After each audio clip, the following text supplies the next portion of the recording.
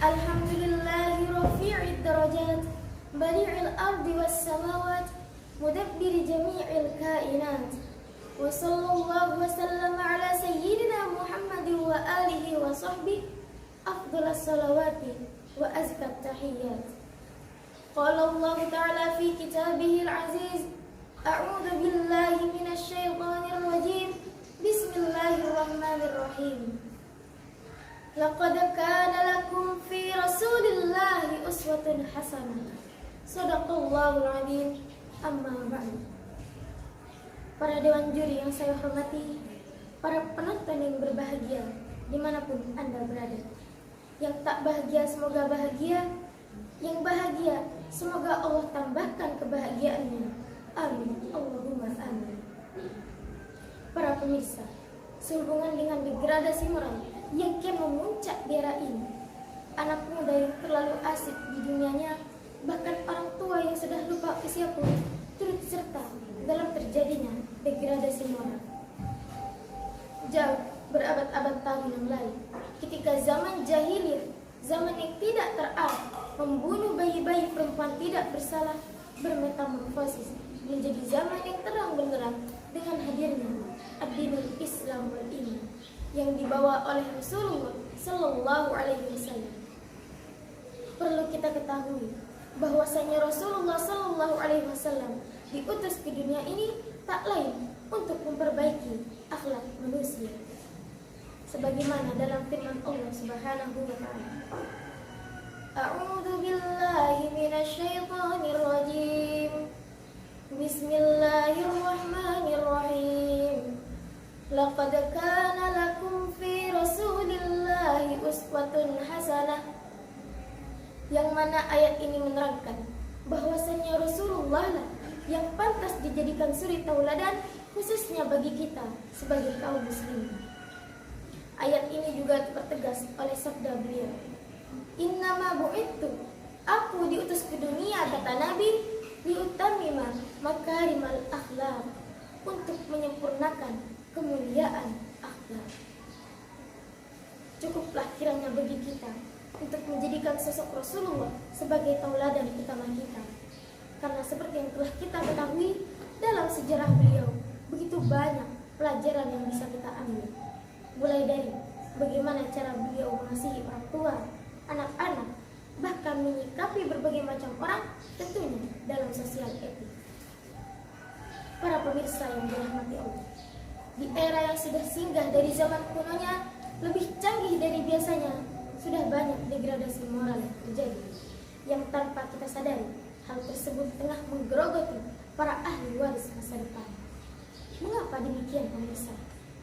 Hal tersebut dikarenakan minimnya pengetahuan mereka mengenai sosok Nabi, dan parahnya lagi, di antara mereka enggan untuk mengenal beliau lebih dekat. Degradasi yang kita ketahui sebagai penurunan yang jika kita interpretasikan dengan akhlak, yakni merupakan suatu fenomena di mana seseorang ataupun sekelompok orang tengah mengalami penurunan akhlak. Pernahkah kita sadari, pemirsa, bahwa di sekitar kita sudah banyak budaya kebarat-baratan yang seakan budaya tersebut ditelan mentah-mentah oleh pemuda-pemudi kita? Saya jadi teringat kepada Sayyidina Ali karramallahu wajhah, yang mana beliau pernah mengatakan bahwa hati pemuda itu bagaikan ladang yang kosong. Ketika ladang tersebut ditanami apapun, maka dia akan menerimanya. Di sini saya pertegas lagi bahwasanya degradasi moral kini tengah berlaku di negara kita. Terlebih lagi dengan maraknya sosial media yang memberikan pengaruh besar pada para penggunanya. Kita ambil contoh-contoh sederhana yang sering kita jumpai di sekitar kita. Mulai dari pola berpakaian yang semakin minim, banyaknya kasus narkoba, pemerkosaan, dan lain sebagainya. Dan yang tak kalah parahnya lagi, penurunan moral atau etika yang sering kita jumpai di sekitar kita. Seperti kebanyakan siswa zaman sekarang, ketika mereka berpapasan dengan guru yang sudah lama tidak mereka jumpai, mereka berlalu begitu saja tanpa bertegur sapa.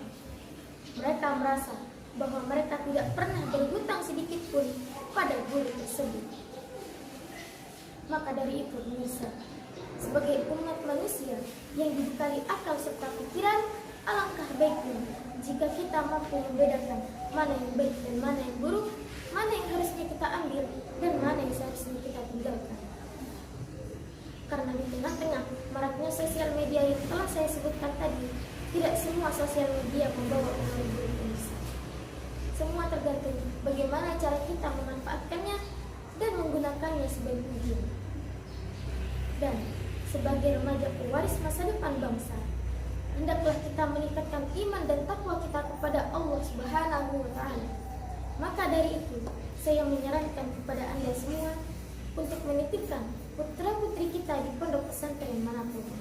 Karena tentunya di pondok pesantren kita diajarkan kebaikan dan akhlak mulia. Salah satunya seperti di pondok pesantren kami, Darul Khalil, yang tak pernah berhenti menciptakan santri-santri yang berkualitas, inovatif dan cerdas demi mewujudkan cita-cita bangsanya.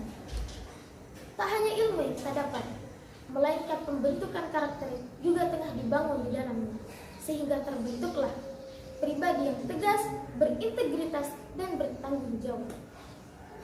Oleh karenanya, pendidikan di masa muda itu penting. Jika mereka tidak dididik sedari dini, maka lingkungan yang akan mendidik mereka. Tentunya kita semua tahu bahwa lingkungan tidak pernah selamanya memberikan pengaruh yang baik. Jika mereka sedikit saja salah melangkah, maka itu akan berakibat fatal pada kepribadian mereka. Seperti salah pergaulan, moral yang tidak terarah bisa saja terjadi. Naudzubillah. Bukannya apa-apa, tetapi akhlak yang tercela lebih mudah menular daripada virus manapun. Maka dari itu pemirsa, saya sarankan kepada Anda sekali lagi untuk menitipkan putra-putri kita di pondok pesantren. Karena selain diajarkan ilmu dan akhlak, kita juga diajarkan bagaimana cara mencintai bangsa dan negara. Para pemirsa yang dirahmati Allah, sungguh pahit rasa jamunya, habis minum kita makan. Biar sudah tahu ilmunya, yuk kita amalkan. Saya cukupkan pembahasan kita pada kali ini. Semoga bermanfaat. Kurang lebihnya mohon maaf. Ihdinas siratal mustaqim. Wassalamualaikum warahmatullahi wabarakatuh.